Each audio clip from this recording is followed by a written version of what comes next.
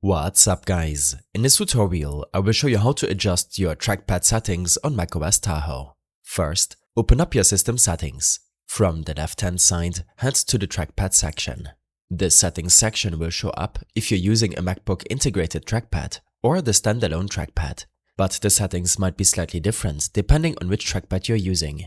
From here, you can first of all adjust some basic settings, like the trackpad speed and click force needed.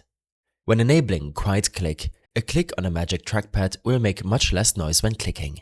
Below, toggle force click and haptic feedback on or off. Force click allows you to click once on a phone number, date, image or word, and when clicking again with a bit more force, an additional menu will open up, or quick look when using force click on an image or video. This can be very helpful, and it's enabled by default on trackpads that support this feature. Next, you can configure how to trigger a right click. It's set to click with 2 fingers by default, but you can disable this option for some reason, or set it to click in bottom right corner or bottom left corner. When this is done, head over to the scroll and zoom section, where you can enable or disable zooming in or out by pinching with 2 fingers. Toggle smart zoom by tapping with 2 fingers, and toggle the rotate feature, which allows you to rotate images and other media files in certain applications. Lastly, you can personalize your trackpad in the More Gestures section. Here, adjust the swipe between pages option, which I use a lot.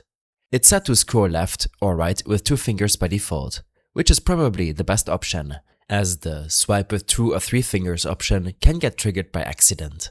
Below, the Mission Control option allows you to open Mission Control on your Mac with 1 or 2 gestures.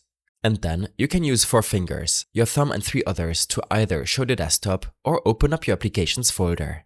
You can further customize your trackpad with some App Store applications, such as downloading Middle Touch to add a middle click to your trackpad. I hope this helped you out. Leave a comment if you have any questions and see you in the next one.